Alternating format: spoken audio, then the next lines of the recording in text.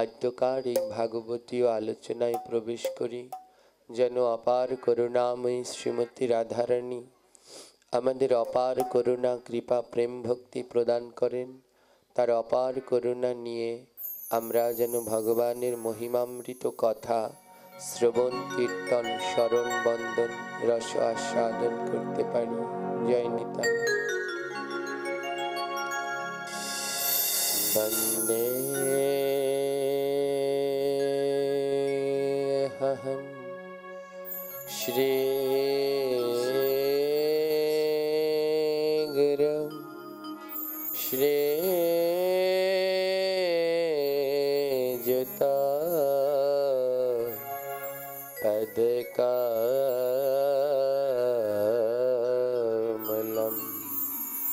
শ্রী গুরুন বৈষ্ণবায়ং চ শ্রীরূপসাগরজাতম सहगान रघुनान्वितं त्वां सजीवं साद्वैतं सवधूतं परिजानसहितं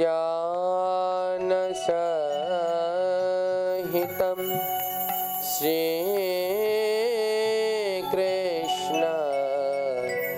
चैतन्य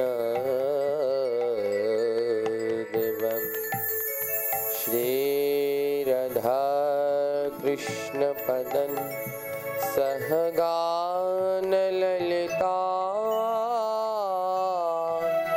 श्री विशाखान्वितायं च संतं विशुद्धिराम नवनीतकयं दीघलसुन्दरा मनोहाररूपं करुणानिस्मृत विग्रहमधुरा नौमि गुरु श्री तिनकरिदेव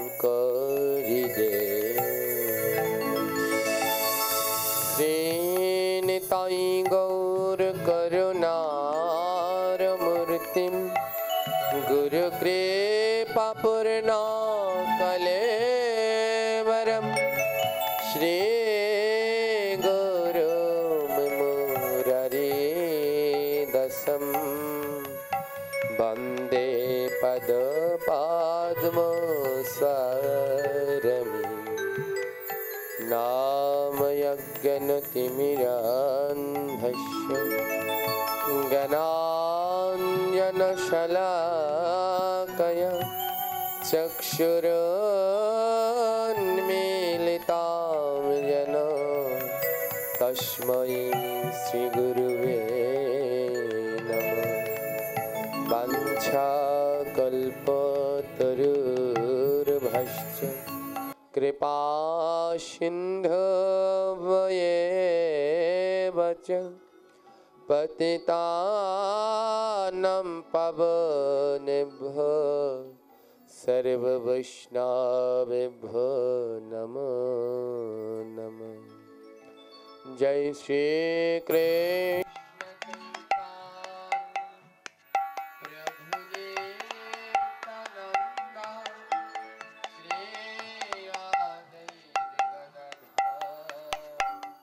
श्रीवासा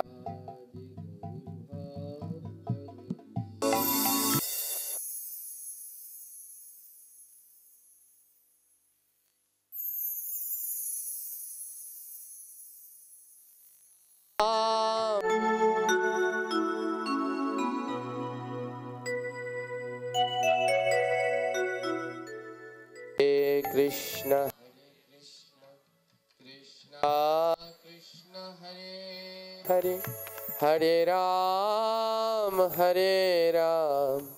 राम राम हरे हरे हरे कृष्ण कृष्ण कृष्ण हरे हरे हरे राम राम राम हरे हरे।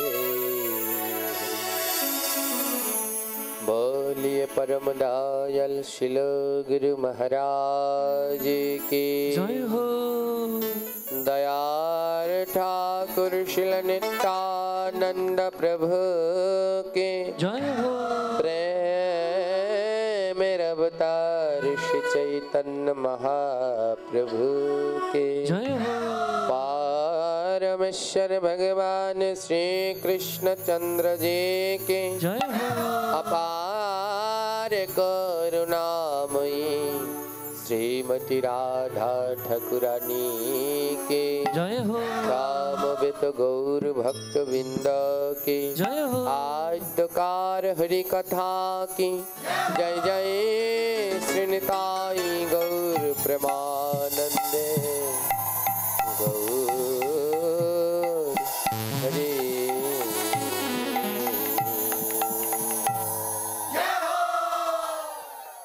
एक दिन नैमी शरण बनी सुखदेव गोस्वामी अमन बসিয়াছেন ব্যাসাসন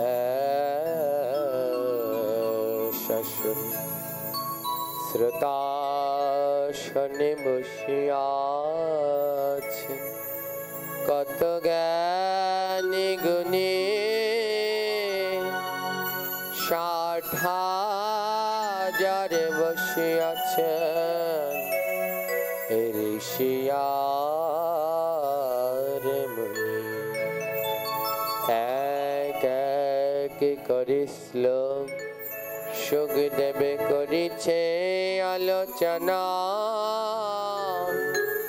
যাহা হইতে ঘুচে জীবে যতেক যন্ত্রণা ভাগবত কথা মৃত পরম মধুর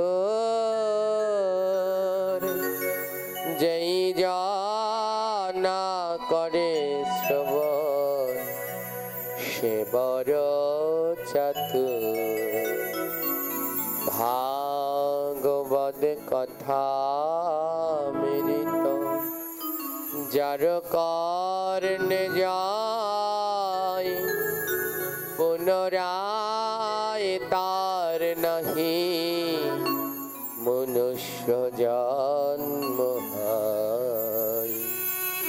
ভাগবত কথা মৃত যে করে কীর্তন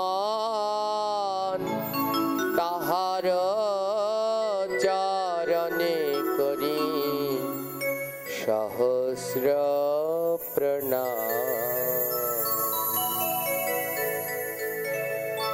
মদ গুণ শ্রুতি মাত্রেণ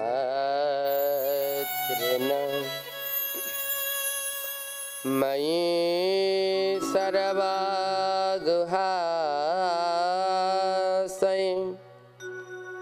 মনাগতির্বিচ্ছিন্না যথা গঙ্গাভ্যস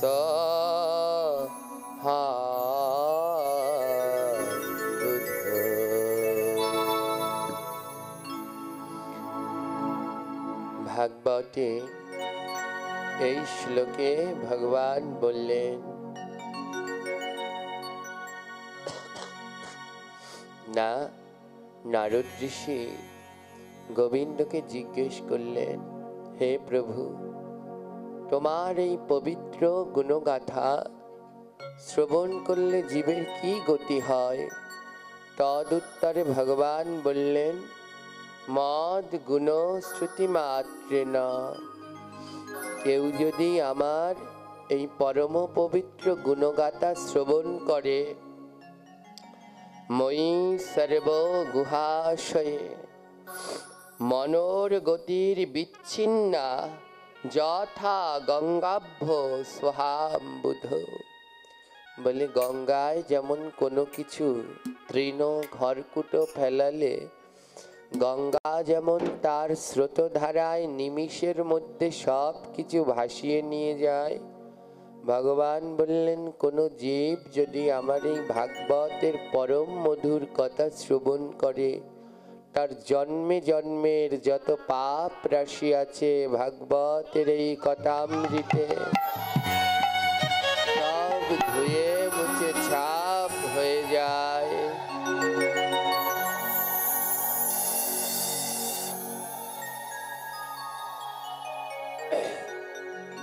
এই ভাগবত শোনা, নাম শোনা, এর থেকে পরম শ্রেষ্ঠ আর জগতে ধরাধামে কোনো কিছুই নেই। কলিজীবের উদ্ধার মুক্তির উপায় এই ভাগবত শোনা, নাম শোনা। যদি এক মনে এই ভাগবত নাম শ্রবণ করতে পারে, এই শ্রবণের গুণেই কলিজীব অনায়াসে উদ্ধার হতে পারে। দেখুন, নৌকাবিলাস কীর্তন, লীলা কীর্তন হয়তো ওর ভিতরে ভগবান শ্রীকৃষ্ণ এক জায়গায় বললেন, সব সখীরে পার করিতে নিব আনা আনা। আর রাধারানীকে কি বললেন? তোমার বেলা নিব সখী তোমার কানের সোনা। রাধারানীকে বললেন সবাইকে পার করতে আনা আনা নেব, কিন্তু তোমার বেলা নেব তোমার কানের সোনা। এখানে ভগবান, এখানে যে মাঝি, এই মাঝি হলেন ভগবান তত্ত্ব। আর অন্য অন্য সখী এরা রয়েছেন। আর রাধারানীকে এখানে ভক্ত তত্ত্ব হিসেবে ধরা হলো কি সবার বেলায় আনা আনা নেবে, কিন্তু রাধারানী বড় প্রিয়, তাই তার বেলায় নেবে তার কানের সোনা। ধ্যান দিন, কানের সোনা কি মা? আমরা যে কানে দুল পরি, এই কানের দুল, এই কানের অলংকার রাধারানীর কাছে গোবিন্দ চাইলেন। হ্যাঁ, সাধারণত আমরা এটাই ভাবি যে রাধারানীর কাছ থেকে দামি জিনিস চাইলেন, সেই কানের অলংকার চাইলেন। এখানে রাধারানী ভক্ত তত্ত্ব। ভগবান বললেন আমি ভক্তকে পার করবার জন্য কি নেই? কানের সোনা। এই কানের সোনা, কানে যে দুল অলংকার পরে আছি, এই সোনায় গোবিন্দ পার করে দেবেন না। বলে আমি অন্তিমকালে যখন ভবনদী পার করব, তখন ওই কানের সোনা নেব। বলে কোন সোনা? ভাগবত সোনা, নাম সোনা। ভাগবত শোনা, নাম শোনা, এমন ভাবে শোনো কানের মধ্যে সব জমা করে রেখে দাও। আমি শেষ দিন দেখব কতটা কানের মধ্যে ধরে রাখতে পেরেছ। তাই অন্তিমকালে গোবিন্দ পার করবেন, সব সখীরে পার করিতে নেব আনা আনা, তোমার বালা নেব সখী তোমার কানের সোনা। কেমন ভাবে ভাগবত শুনলে, নাম শুনলে ওটা কানের মধ্যে ধরে রাখো, অন্তিমকালে ওই সোনার গুণে গোবিন্দ তোমায় ভবনদী পার করে দেবে।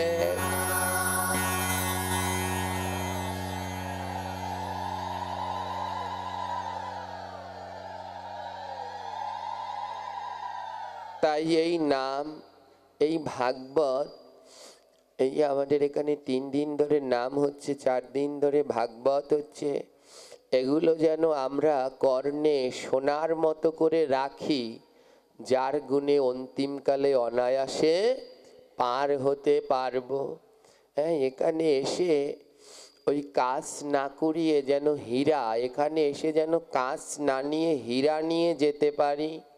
বলে হীরা কি? এখানে হীরা মানে ভক্তের চরণ ধুলি। বলে এখানে কাজ কুড়াতে যেন না আসি, এখানে যেন হীরা নেয়ার জন্যে আসি।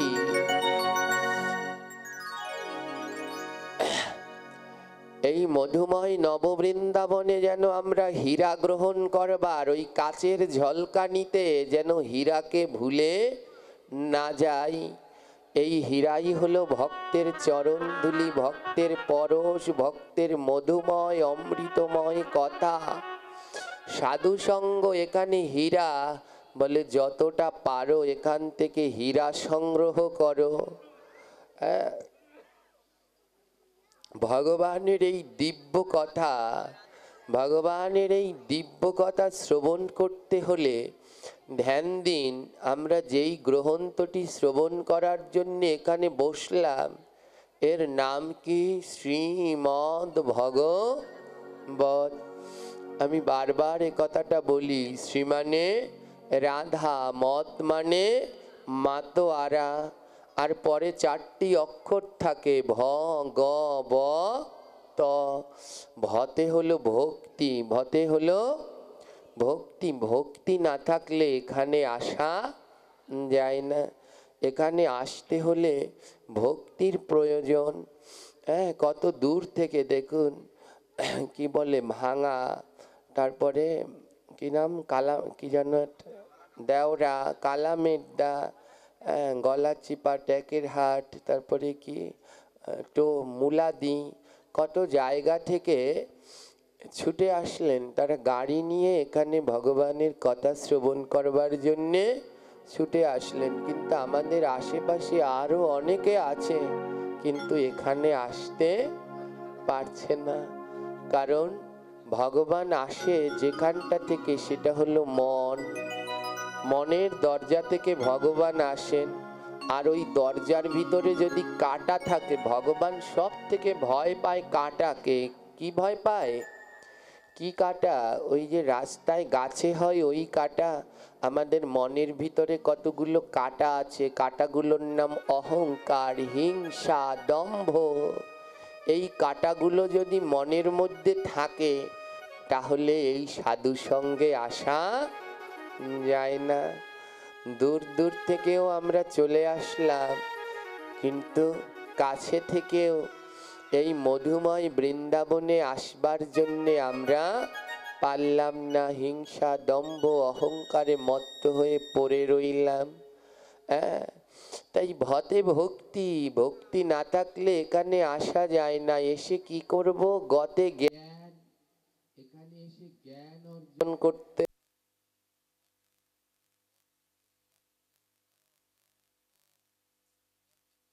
গো।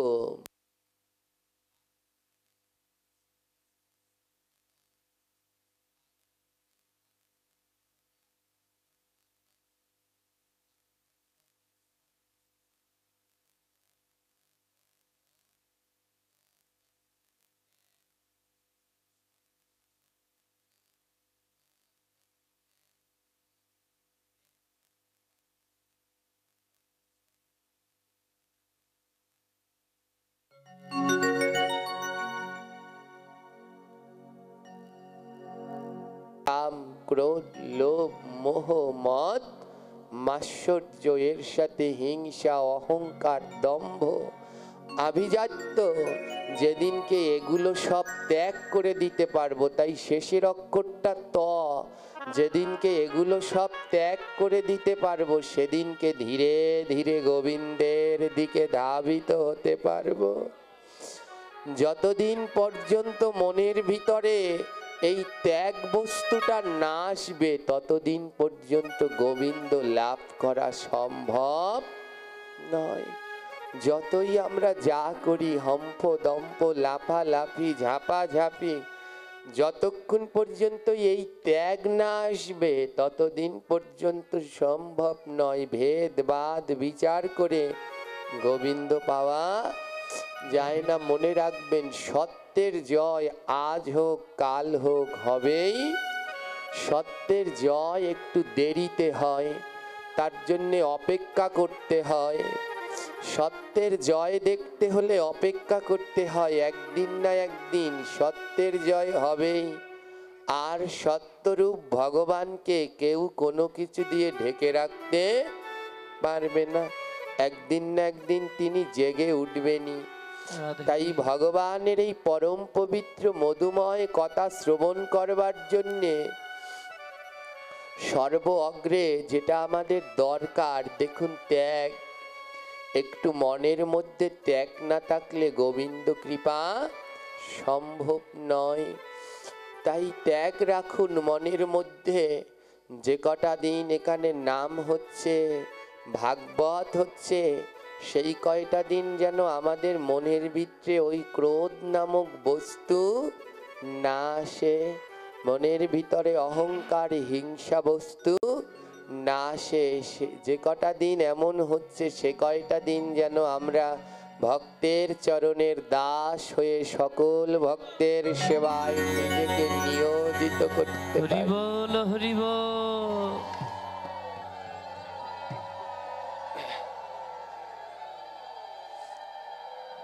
এ জগতে দেখুন, ভগবানের কৃপা পেতে হলে কতটা ত্যাগের দরকার, ভগবানকে ভালোবাসা।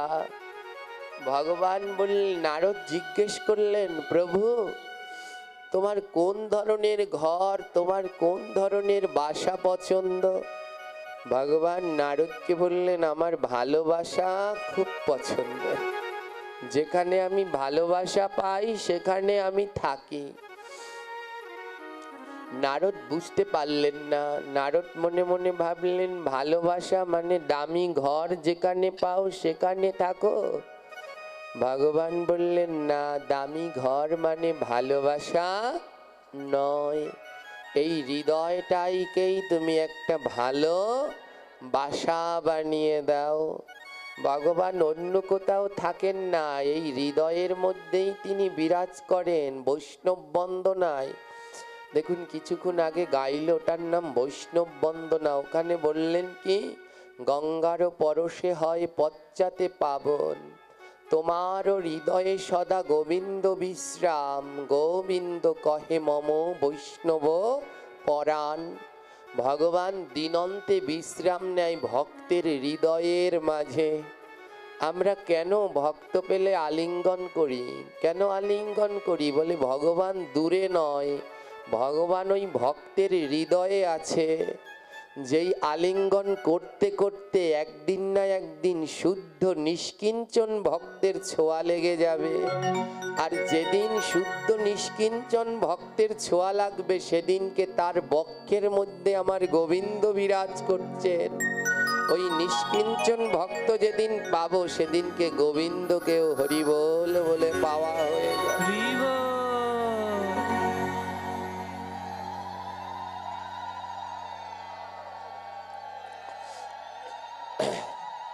বলে তেমন ভক্ত পেতে হলে কি লাগে? বলে কাঙাল হওয়া লাগে। এমন ভক্ত কৃপা পেতে হলে কাঙাল হতে হয়। কাঙাল অনেক প্রকারের, কেউ অর্থের কাঙাল, কেউ রূপের কাঙাল, কেউ বিদ্যার কাঙাল, কেউ ধনের কাঙাল। বলে এ জগতে গোবিন্দ যদি পেতে চাও, তাহলে ভক্তের চরণের কাঙাল হয়ে যাও। বলে গোবিন্দ যদি পেতে চাও, ভক্তের চরণের কাঙাল হয়ে যাও। চরণের কাঙাল না হলে গোবিন্দ পাওয়া যায় না। কিন্তু সাবধান, যেন ভেদবাদ না করি। আমাদের মনের মধ্যে বারবার ভেদবাদ এসে যায়। একে প্রণাম করব, এ তো কদিন আগে সাধু হয়েছে, আমি তো কত আগের। একে প্রণাম করব, এ তো এখনো মাছ মাংস খায়, আমি সাত্বিক আহার করছি। সাবধান, এমন ভেদবাদ যদি মনের ভিতরে আসে, জেনে রেখো তখনই তোমার ভজন ধ্বংস। একবারও বিভিন্ন জায়গায় পাঠ এই করতে গেলে একটা কথা বলে, বাবাজি বলেন ভক্তের পরশ করতে। কি পরশ করব? আলিঙ্গন করতে গেলে গা থেকে পেঁয়াজের গন্ধ আসে, রসুনের গন্ধ আসে, জড়িয়েও ধরতে ইচ্ছে করে না। সাবধান হও, ওই পেঁয়াজ রসুনের গন্ধ থেকে পচা মাংসের গন্ধ তো আরো খারাপ, ঠিক কি না? পেঁয়াজ রসুনের থেকে কারো গায়ে যদি পচন ধরে যায়, ওর গন্ধ আরো খারাপ। ভগবান যতবার ভক্তকে পরীক্ষা করতে আসলেন, কোনোবার কুষ্ঠ, কোনোবার পচা রোগী হয়ে আসলেন। তাই নিজের নাককে বলো, অন্যের দোষ দেখো না, নিজের নাককে বলো, নাক তুমি ভালো না, তাহলে ভক্তের গা থেকে ওই গন্ধ নয়, চন্দনের গন্ধ পেতে। এই যে নাম হবে, নাম শোনার পরে এই দল খুব ভালো গাইলো, এই দল কি গাইছে, কোনো নাম হলো? সাবধান হন, তারাও 16 নাম 32 অক্ষর গাইলো, এরাও 16 নাম 32 অক্ষর গাইলো। নিজের কানকে বলুন, কান তুমি ভালো না, তাই এমন মধুর নাম তুমি শুনতে পারলে না। একই নাম গাইলো, কিন্তু আমার নিজের কানটাই তো বাজে, বাজে কানে বাজে না। তাই অন্যের দোষ দেখে নয়, সব সময় আমাদের শিল প্রভুপাদ দিনকর গোস্বামী তার বাণীতে বললেন, ভগবানকে পাওয়ার অন্যতম পন্থা হলো আত্মদোষ অনুসন্ধান করা, অন্যের দোষ নয়, নিজের দোষ খুঁজে বের করাই হলো গোবিন্দকে পাওয়ার অন্যতম উপায়। তাই ভক্ত বললেন, এ জগতে এই কলিযুগে ভগবানকে পেতে হলে কাঙাল হতে হয়। বলে কিসের কাঙাল? ভক্তের কাঙাল হতে হয়। কাঙাল হয়ে ছুটতে হয়, না ছুটলে গোবিন্দকে পাওয়া যায় না। এই যে চলে গেল দামোদর মাস, মা যশোদা গোবিন্দকে ধরে দড়ি দিয়ে বাঁধবেন। গোবিন্দকে ধরার জন্য মা যশোদা লাঠি নিয়ে পিছন পিছন দৌড়াচ্ছে। আর যখনই দৌড়াচ্ছে মা যশোদার গা থেকে ঘাম ঝরছে, মা যশোদার বড় কষ্ট হচ্ছে। এক পাশে দাঁড়িয়ে মহাজন বলছেন, হে গোপাল, তুমি নাকি ভক্তের কষ্ট সহ্য করতে পারো না। মা যশোদা এত দৌড়াচ্ছে, তার তো কষ্ট হচ্ছে, এমন দৌড়াচ্ছে, তাকে আর দৌড় পারিও না, তাকে ধরা দাও, তার কাছে ধরা দিয়ে দাও। ভগবান কি বললেন জানেন? ভগবান বললেন, ও বৈষ্ণব, এ জগতে কেউ যদি টাকা পয়সা অর্থের পিছনে দৌড়ায়, তাতে ওই অর্থ ধরার জন্য কেউ যদি দৌড়ায়, তাতে আমি খুশি নই।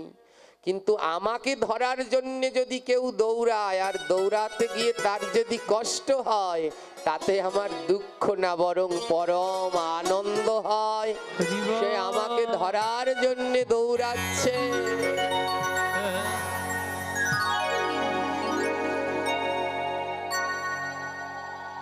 ভগবান বললেন, আমাকে ধরার জন্য কেউ যদি দৌড়ায় আর তাতে যদি তার কষ্ট হয়, তাতে আমার দুঃখ হয় না, বরং পরম আনন্দ হয়। সে আমাকে ধরার জন্য ছুটছেন।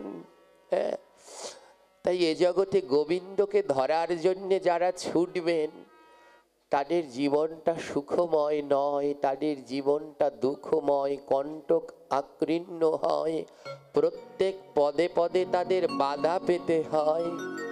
বলে বাধা কেন? গোবিন্দ বললেন, যদি কষ্ট না পায় তাহলে নয়নে জল আসে না, আর নয়নের জল ছাড়া গোবিন্দ পাওয়া যায় না। এ জগতে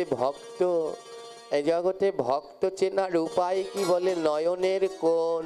যাদের নয়নের কোণ কোনোদিন শুকায় না, অনাবরত কৃষ্ণ নামে যাদের নয়নের কোণ ভিজে থাকে, বলে তারাই একদিন ওই শ্যাম কানাইকে অনায়াসে লাভ করতে পারে।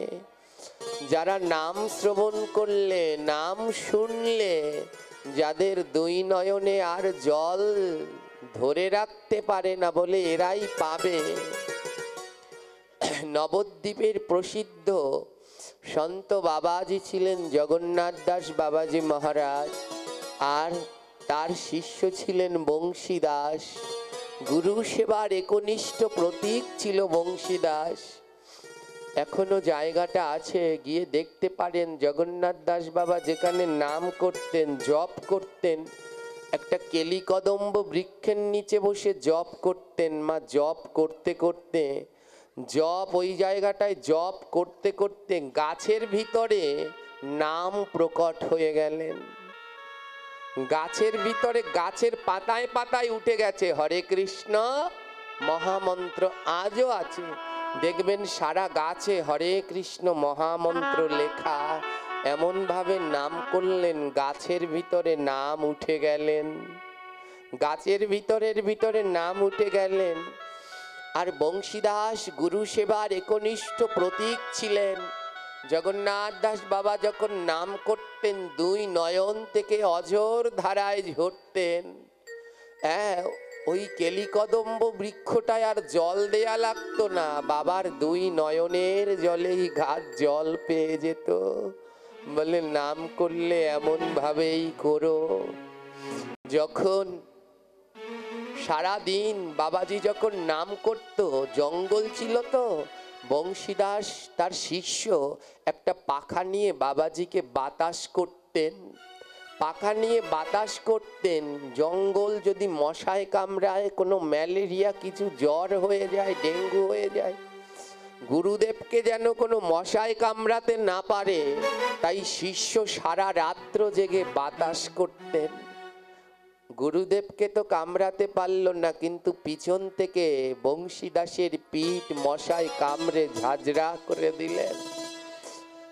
এত পরিমাণ মশায় খেলো, কষ্ট হচ্ছে, দুই নয়ন থেকে হাতটা দিয়ে, দু হাতে বড় পাখা নিয়ে, বড় তাল পাখা, দু হাত দিয়ে বাতাস করছেন, পিঠ মশায় খেয়ে ফেলছে, যন্ত্রণায় তীক্ষ্ণ যন্ত্রণা হচ্ছে। বংশীদাস মনে মনে বলছে, ওরে মশা খা, প্রাণ ভরে খা। দেখুন কাকে বলে সেবা। গুরুর জন্যে মশায় পিঠ খেয়ে নিচ্ছে, তাও একবার হাত বুলাচ্ছে না, তাও মনের মধ্যে বলছে খা, প্রাণ ভরে খা। এ দেহ তো গুরু সেবায় লাগলো না, তবু তোদের সেবায় লাগুক, তোরা খা। মশাই খেতে খেতে পিঠের মাংস তুলে নিয়ে গেলেন। প্রচুর জ্বর হলো, বুঝতে দিলেন না। 3 মাইল দূরে জল আনতে যেতেন, 3 মাইল দূর থেকে জল এনে গুরুদেবের সেবা করতেন, সারাদিন রান্না করতেন, আর রাত জেগে গুরুদেবকে পাখার বাতাস দিতেন। অসুস্থ হতে হতে যেদিন আর পারছে না, শরীরে কুলাচ্ছে না, সেদিন লুটিয়ে পড়লেন। আজ আর বেলা নেই।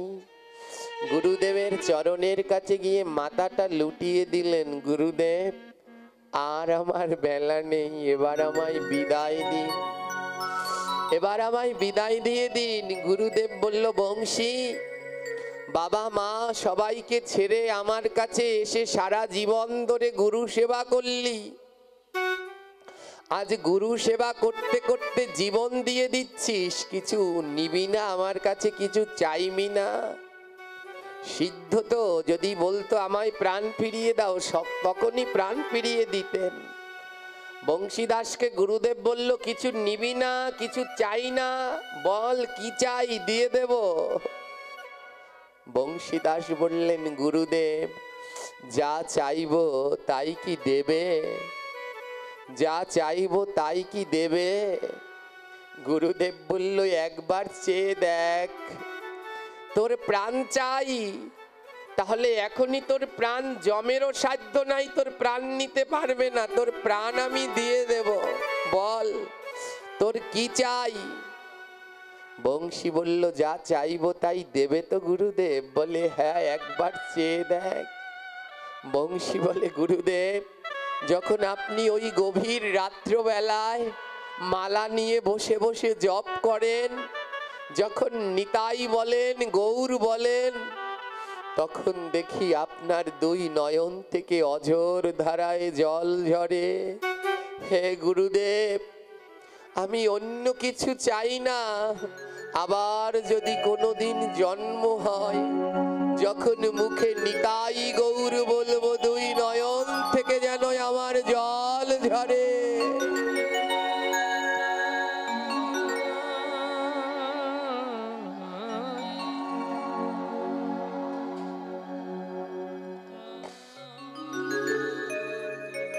বলে, তাহলে এ জীবন ধন্য, যে জীবনে নিতাই বললে, গৌর বললে দুই নয়নে জল ঝরে, সে জীবন ধন্য। কিছুদিন আগে আমরা এখানের সবাই মিলে একটা ধাম দর্শন করতে গেলাম মাগো। ধামটির নাম খেতুরি ধাম। গিয়েছি সবাই, কিন্তু এর মাহাত্ম্য অনেকেই উপলব্ধি করতে পারিনি। অত্যন্ত দুঃখ, বড় আনন্দ নিয়ে গিয়েছিলাম, কিন্তু আসবার সময় মনের ভিতরে এক রাশ পাহাড় সমান দুঃখ নিয়ে ফিরতে হয়েছে কিছু জনের আচরণে। ও এক পরম ধাম, ও ধামের মাহাত্ম্য বুঝবেন না। কি গন্ডগোল হলো, কি কথাটা আজও শুনতে হলো, গন্ডগোল হলো কি অনেকটা হাঁটতে হয়েছে, আর হাঁটতে গিয়েই সব গন্ডগোল বেঁধে গেল। যারা যারা গিয়েছেন তারা তারা খেতুরি ধামের সম্বন্ধে জানেন। যেখানে নরোত্তম ঠাকুর মহাশয় বাস করতেন, ওই জায়গাটার নাম হলো গৌরাঙ্গ বাড়ি। ওই গৌরাঙ্গ বাড়ির পিছনের দিকটাই ঠাকুর মহাশয়ের জন্মস্থান। এখনো জায়গাটা আছে। ওই জায়গাগুলো সবই একসময় তাদের জমিদারির ছিল, আজও রয়েছেন। মাইলকের পর মাইল জায়গা, কোনো লোকালয় নেই, কোনো বসতি নেই। ওখানে তিনটি জায়গা অবশ্যই যেতে হয়, ওই গৌরাঙ্গ বাড়ি, প্রেমতলি আর ভজনথলি। ভজনথলি যে জায়গাটা, যেখানে ঠাকুর মহাশয় থাকতেন, তার থেকে 3 মাইল দূরে রয়েছে ভজনথলি। আর যেখানে তিনি স্নান করতেন 6 থেকে 7 মাইল দূরে রয়েছে সেই প্রেমতলি।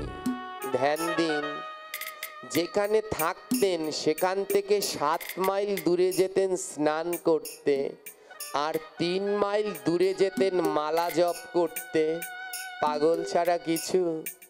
কে আছে 7 মাইল দূরে যাবে পায়ে হেঁটে স্নান করতে, আর মালা জপ করতে যেত 3 মাইল দূরে? হ্যাঁ, ওই প্রেমতলিতে মহাপ্রভু প্রেম রেখে গিয়েছিলেন নরোত্তমের জন্যে। প্রেমধন রেখে গিয়েছিলেন। যখন ঠাকুর মহাশয়ের বয়স 12 বছর, নিত্যানন্দ প্রভু স্বপ্নে দেখালেন, নরোত্তম ওই প্রেমতলিতে যাও, ওখানে আজও একটা গাছ আছে, তমাল গাছ, একটা তমাল বৃক্ষ লাগানো আছে, যেটা স্বয়ং মহাপ্রভু নিজের হাতে লাগিয়েছিলেন। সেই তমাল বৃক্ষটি আজও রয়েছে মা, সেই 550 বছরের পুরানো তমাল বৃক্ষ। তৎকালীন সময়ে ওখানে কোনো গাছপালা ছিল না, মাঠ আর মাঠ ছিল, প্রখর রৌদ্র। ঠাকুর মহাশয় 12 বছর বয়সে নিত্যানন্দ প্রভু স্বপ্নে আদেশ দিলেন, যাও ওই প্রেমতলি, ওই তমাল বৃক্ষের নিচে, ওখানে আমি পদ্মার বুকে প্রেম রেখে এসেছি, ওখানে গিয়ে স্নান করো। জমিদারের ছেলে, আজও গিয়ে দেখুন, মাইলকের পর মাইল জায়গা হাঁটবেন, এখনো সব সেই ঠাকুর মহাশয়েরই রয়েছে। জমিদারের একমাত্র ছেলে, 12 বছর বয়সে স্বপ্নে দেখলেন, সকালবেলা বাবার কাছে বললেন, বাবা আমি পদ্মায় স্নান করতে যাব। বাবার খুব আনন্দ হলো। ঠাকুর মহাশয়ের গায়ের রং ছিল তখন কালো। বাবার কাছে বললেন, বাবা আমি পদ্মায় স্নান করতে যাব। বাবা ডেকে বললেন, অভাব নেই তো, পাইক পাদা উজির প্রহরী মন্ত্রীদের ডেকে বললেন, কে আছিস? তারা করে একটা পালকি সাজা, সুন্দর করে, আমার একমাত্র ছেলে স্নান করতে যাবে। সুন্দর করে পালকি সাজিয়ে আনা হলো। ঠাকুর মহাশয় বললেন, বাবা আমি এই পালকিতে স্নান করতে যাব না। বাবা মনে মনে ভাবছে, কাঠের পালকি, রাজার ছেলে কাঠের পালকিতে যাবে কেন? আবার প্রহরীদেরকে ডেকে বলল, না না, কাঠের পালকি না, একটা সোনার পালকি নিয়ে আয়। আমার ছেলে যাবে তো সোনার পালকিতে করে যাবে। সোনার পালকি আনা হলো, চকচক করছে রোদ পড়ে। ওঠ বাবা, সোনার পালকি এসেছে। ঠাকুর মহাশয় বললেন, না, আমি সোনার পালকিতে যাব না। বাবা মনে মনে বলছে, ঠিকই তো, আমার ছেলে রাজপুত্র পালকির মধ্যে লুকিয়ে লুকিয়ে যাবে কেন? কে আছিস? আমাদের ঘোড়াশালার সব থেকে ভালো ঘোড়াটা নিয়ে আয়, সব থেকে ভালো ঘোড়াটা নিয়ে আয়, ঘোড়াটাকে সুন্দর করে সাজিয়ে দে, যেন আমার ছেলে যখন যাবে সবাই দেখবে রাজপুত্র ঘোড়ায় করে যাচ্ছে, ঘোড়া সাজিয়ে দে। ঘোড়া আনা হলো, সাজিয়ে আনা হলো। বাবা বলছে, উঠে পড় নরোত্তম, ঘোড়া এসে গেছে। নরোত্তম বললেন, না বাবা, আমি ঘোড়ায় করে যাব না। মন্ত্রী বলছে, রাজামশাই আপনি বুঝতে পারলেন না, আপনার একমাত্র ছেলে ঘোড়ায় যাবে কেন? হাতি নিয়ে আসুন, হাতিতে করে যাবে। রাজার ছেলে ঘোড়ায় যাবে কেন? হাতি নিয়ে আসুন। হাতি আনা হলো। কে আছিস? হাতি নিয়ে আয়, আমার ছেলে প্রথমবার স্নান করতে যাবে, আজ হাতিতে করে যাবে। হ্যাঁ, হাতি আনা হলো, খুব সুন্দর করে সাজিয়ে গুছিয়ে। দেখুন কত বড় জমিদার, শত শত কোটি কোটি তৎকালীন সময়ে অর্থ বৈভব কোনো কিছুর অভাব নেই, যার বাড়িতে সোনার পালকি ছিল। হাতিশালায় হাতি, ঘোড়াশালায় ঘোড়া, কোনো কিছুর অভাব নেই। আজ হাতি সাজিয়ে আনা হলো। ঠাকুর মহাশয়কে বাবা বললেন, ওঠ, হাতির উপরে ওঠ, এবার চল। ঠাকুর মহাশয় বললেন, আমি হাতিতে করেও যাব না। বাবা বললেন, এর থেকে দামি জিনিস তো আমাদের এখানে নেই। নরোত্তম, তো তুমি কেমন ভাবে যাবে? পালকিতে যাবে না, ঘোড়ায় যাবে না, হাতিতে যাবে না, কেমন ভাবে যাবে? নরোত্তম ঠাকুর মহাশয়ের দুই নয়ন থেকে জল ঝরছে। বাবা, যেই রাস্তায় আমার নিতাই চাঁদ হেঁটেছে, যেই রাস্তায় আমার গৌর চাঁদ হেঁটেছে, সেই রাস্তায় কি হাতিতে, পালকি, ঘোড়ায় করে যাওয়া যায়? বাবা বললেন, তাহলে কেমন করে যাবে? ঠাকুর মহাশয় বলল, আমি কেমন করে যাব জানো? আমি গড়াগড়ি দিয়ে যাব।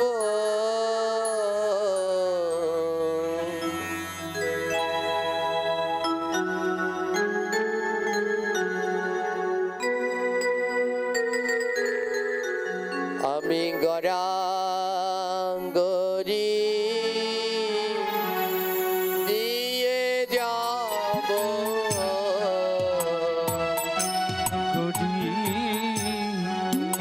দিয়ে যাব। আমি গড়াগড়ি দিয়ে যাব, আমি গড়াগড়ি দিয়া যাব। বলে যে থাই ভক্তের ধুলা পাব, গড়াগড়ি দিয়া যাব। আমি যে থায় ভক্তে, আমি যে থায় ভক্তে, হরি বল, হরি বল।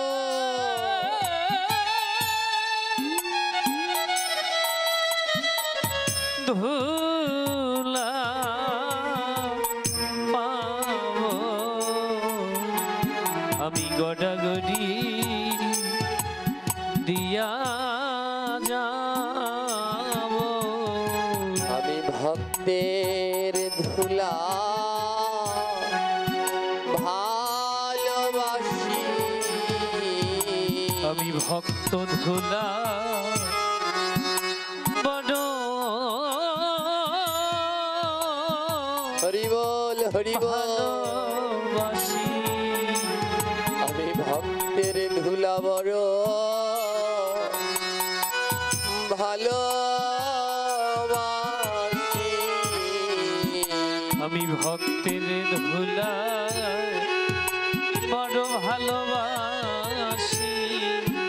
ওই ধুলায় আমার গয়া কাশি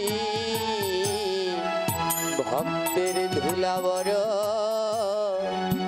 ভালোবাসি ওই ভক্তের ধুলা ওই ভক্তের ধুলা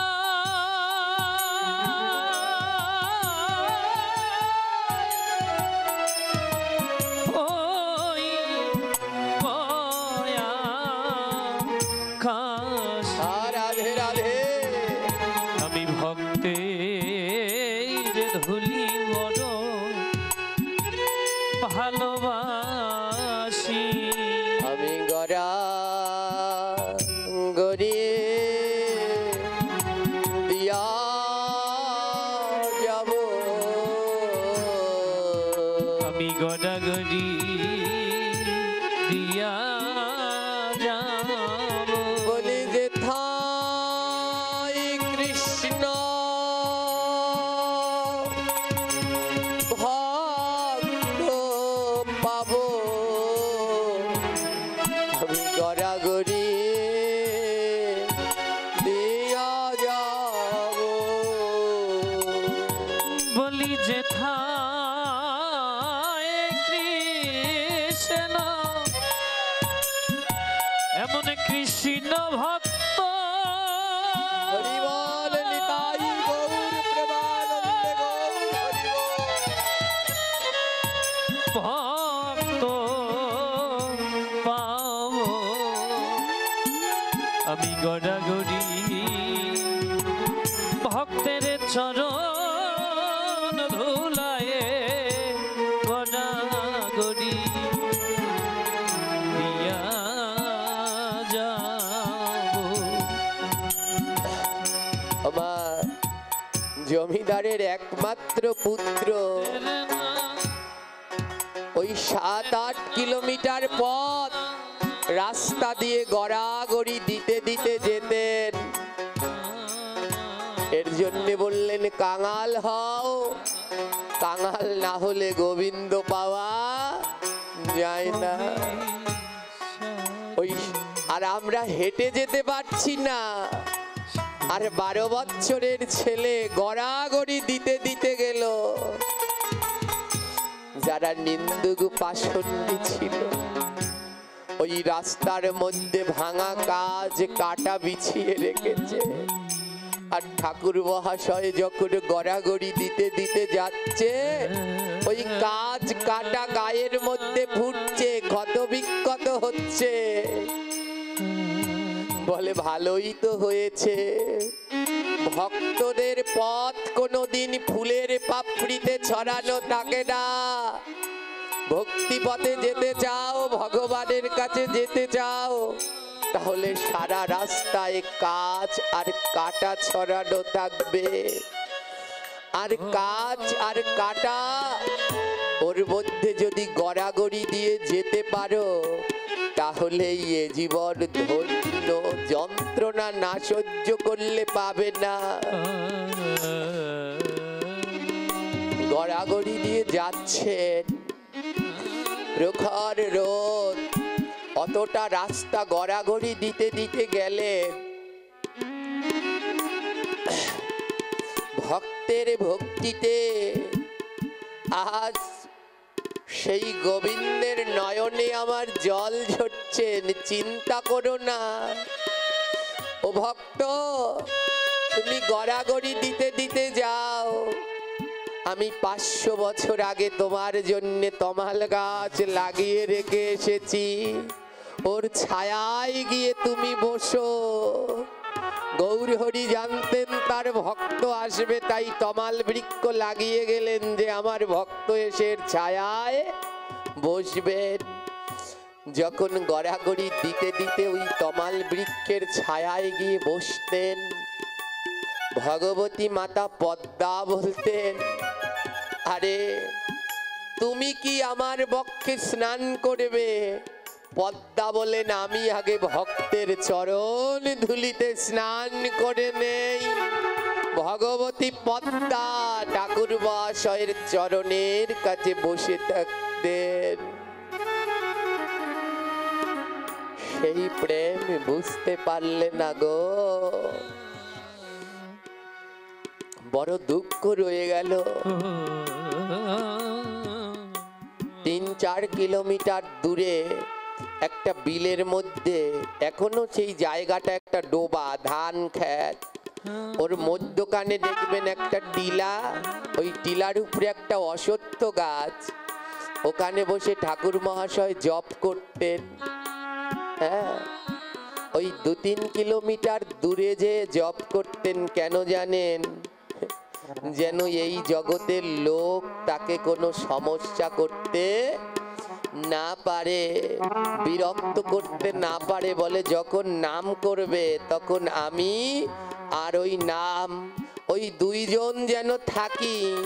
যদি আমার এবং নামের মধ্যে তৃতীয় জন চলে আসে তাহলে গোবিন্দ কোনোদিন আসবে না। তাই অতটা দূরে গিয়ে জপ করতেন। তাই আমরা এখনো কাঙাল হতে পারিনি। যতক্ষণ পর্যন্ত কাঙাল না হতে পারবো ততক্ষণ গোবিন্দ কৃপা লাভ করা সম্ভব নয়। হরি বল। ধন অনেকের আছে,